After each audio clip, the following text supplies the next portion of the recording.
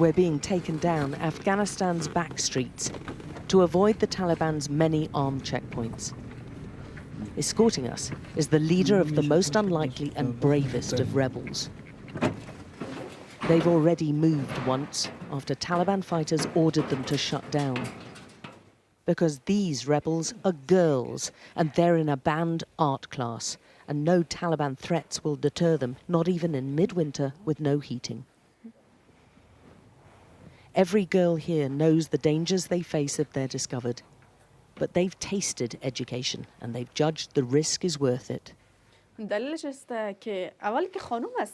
It's because we're drawing women whose faces aren't covered, who aren't wearing proper hijabs, their teacher explains. And the Taliban believe that's a big sin in Islam. The young women saw their studies halted when the Taliban took control nearly 6 months ago. In an instant, their dreams crumbled. I wanted to study hard, and I wanted to become a good politician for my country, one teenager tells me. But she quickly breaks down. At just 14, she already knows that ambition is simply not an option for her right now. And that is heartbreaking.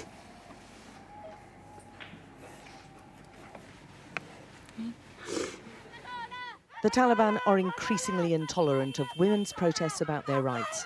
The latest, a week ago, was broken up by fighters using pepper spray. And they didn't stop there. We've spoken to multiple witnesses who saw the Taliban raiding several homes, including this one, rounding up the female organisers. Tamana Pariani was one. She managed to post this video as the Taliban came looking for her. "Help me, the Taliban are here," she's crying. She and her 3 sisters were taken away by armed men. Witnesses told us they looked like Taliban special forces. The girls haven't been seen since. Others have also been targeted. The woman on the left, arm raised, leading the chants, has also been hunted down. She's seen on the march holding a picture of world leaders, including Boris Johnson, accusing them of silence over Afghanistan. She's now on the run and in hiding. Her mother was at home with her grandchildren when dozens of Taliban fighters forced their way in a few nights ago looking for her daughter. "I was shocked when I saw all these Taliban with guns and even rockets inside my home," she tells us. "They pointed their guns at all of us, even the children. I was so scared." We got a rare interview with one of the Taliban's most senior spokesmen. He's part of the delegation to Norway this week that'll urge the world to lift sanctions, and he insisted the Taliban valued women. Our security do not approach women specifically because this is an Afghan society. We have a lot of respect for women. We do not threaten women, ever. Can I show you a video of a young woman? We pull up Tamana's video with her desperate cries for help. Yes, yeah, I've seen that. I've seen that video. Quite well known in Afghanistan right now. That video is, of course, distressing. The Ministry of Interior absolutely rejected it and called the video fake. How is that fake?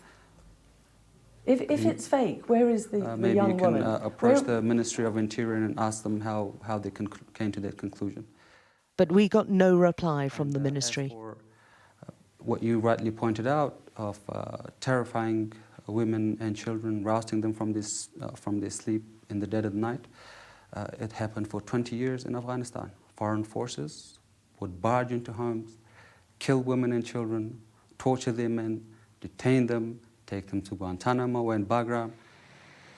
That history is hard to forget, but for Afghan women it looks like it's on repeat, and it's tough to witness. Restrictions on dress, most barred from working and education. In the face of an economic collapse, the most vulnerable are suffering the most, and they now need a male relative escorting them on long trips. But yes, the first Afghan woman to lead a political party who spoke to us from exile in Britain insisted aid must be contingent on women's rights. This is the best time for the world to think about, how can they pressurize Taliban?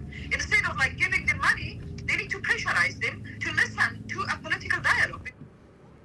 The suffering's everywhere. Children begging for food and money, mothers pleading for scraps for their babies. The Taliban say withholding aid is arbitrary collective punishment for the whole Afghan people. It is the moral obligation of the international community to recognize the government that exists, which is a reality. It is not going anywhere anytime soon. And this government has shown that it is a responsible actor. But while the Taliban military are in control and no country anywhere recognizes their authority, we found Afghan men blaming the international community for imposing sanctions and freezing Afghan assets abroad and causing more hardship. We're hurting, he tells us. We have nothing, and the money they've frozen belongs to us. It doesn't belong to any government. But without some breakthrough, Afghans are heading towards a full-blown humanitarian disaster.